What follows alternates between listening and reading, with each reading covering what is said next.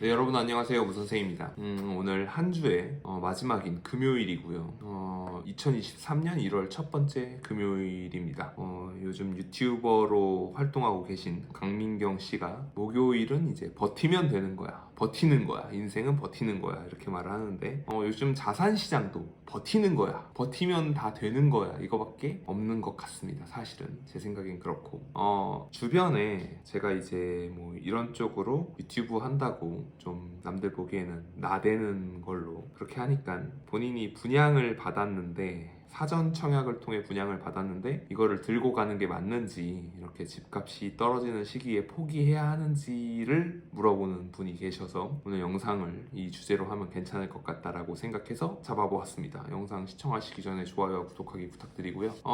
저는 이제 어저께 올린 둔촌주공 청약 관련 영상에서도 청약 당첨되신 분이 만약에 중도금 대출이 되면 받으셔라 라고 얘기했고, 지금은 여전히 집 살 타이밍은 아니다 라고 이야기했습니다. 그러면 이제 이게 모순된 거 아니냐라고 말할 수도 있는데 그 차이를 좀 말씀드리겠습니다. 첫 번째로 분양을 받았다라는 거는 미래의 아파트를 지금 계약을 했다라는 거고, 특히나 뭐 일반 청약이 아닌 사전 청약은 더 미래의 아파트를 미리 계약을 한 경우가 됩니다. 이 분양이라는 거는 사실 권리를 사는 겁니다. 나중에 입주할 수 있는 권리를 사는 거죠. 여러분들이 이제 주식 투자를 하시는 분들이나 뭐 들어는 봤을 거예요. 선물 거래. 그 오징어 게임에서 박혜수 씨가 선물을 했어. 이러니까 뭐 이제 이정재 씨가 누구한테 선물을 했냐 이렇게 물어보는데 영어로는 future죠. future. 거래를 이제 미래에 어떤 거를 거래한다. 뭐 예를 들어서 쌀값이 오를 것 같을 때 가을에 추수할 쌀을 미리 사겠다라고 권리를 사는 게 이제 선물 거래죠.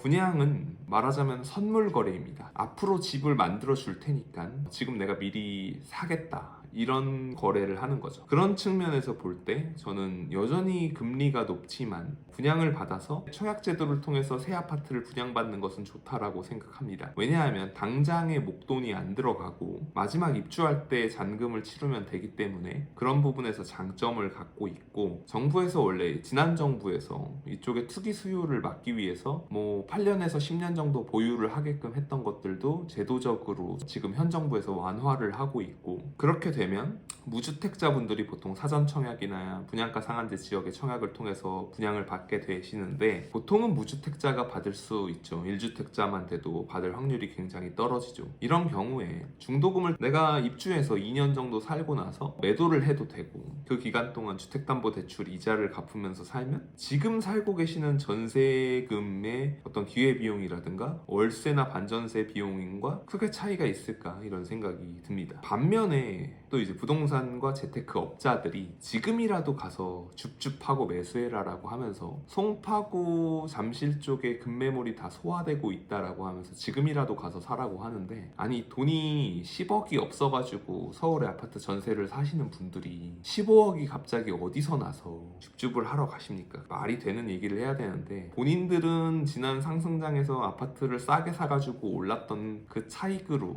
송파 건너갈 생각을 하면서 지금까지 무주택자였던 분들이 돈이 없는 거에 대해서 비아냥거리고 뭐 영혼까지 끌어모아서 사라고 아직까지도 얘기를 하고 있는데, 이거는 좀 말이 안 되는 상황입니다. 지금 코로나 때 당시에 기준금리가 0.5%고 지금은 약 3% 초반인데 거의 6배에서 7배가 오른 거죠. 그러면 돈의 가치도 6배에서 7배가 오른 건데 돈을 빌려오는 비용도 그 6, 7배가 비싸진 거고, 쉽게 단적으로 예를 들어서 코로나 때 1억 빌렸던 부담이 지금은 6억에서 7억 정도를 은행에서 빌리는 부담 정도로 올라가 버린 겁니다. 같은 1억인데도. 비유하자면 코로나 때 0.5% 제로금리일 때는 1억을 빌리면 50만 원을 갚으면 됐는데 1년 동안, 지금은 350만 원을 갚아야 되는 상황이 된 거거든요. 그러니까 코로나 때 당시에 7억 빌린 거랑 똑같은 효과를 갖게 되는데, 그런 거는 싹 무시하고 지금이라도 가서 매수해라라고 하는 거는 굉장히 무책임하죠. 뭐 남의 일이니까 그렇게 쉽게 이야기를 하는 건데요. 어쨌든 간에 분양은 또 미래의 아파트 아파트를 사두는 거기 때문에 저는 좋다고 생각을 하는 거고, 다만 아무 분양이라도 받아라라는 건 아닙니다. 분양가 상한제로 분양을 한 지역들, 이거는 다 입주자 공고에 나오는 거거든요. 그리고 사전 청약을 통해서 거래를 한 건 공공주택법에 의해서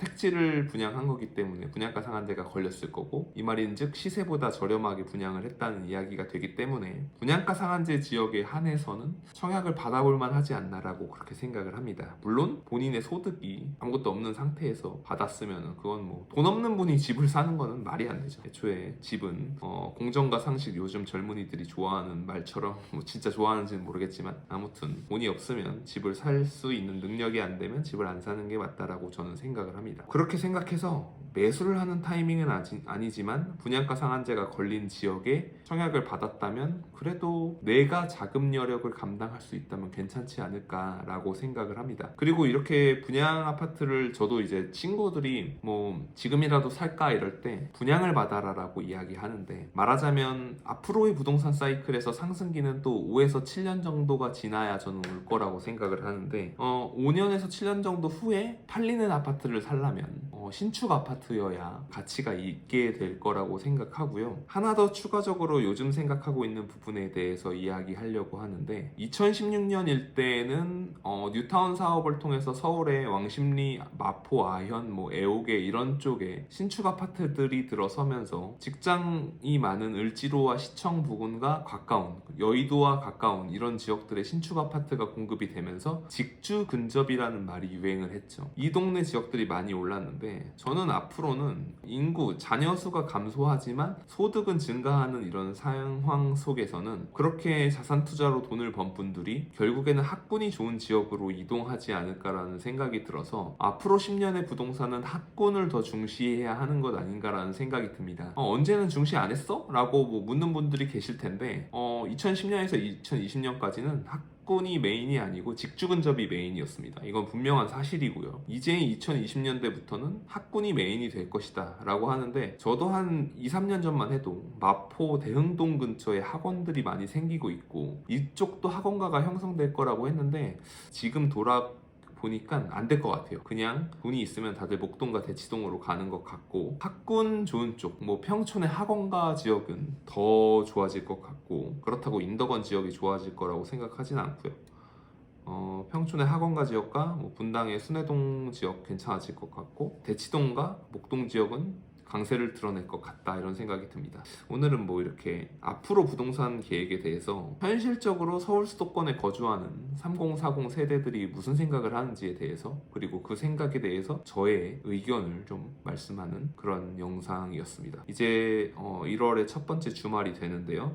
주말 동안 푹 쉬시고 좋은 하루 보내시길 바라겠습니다. 오늘도 긴 영상 시청해 주셔서 감사합니다. 오늘도 수고하셨습니다.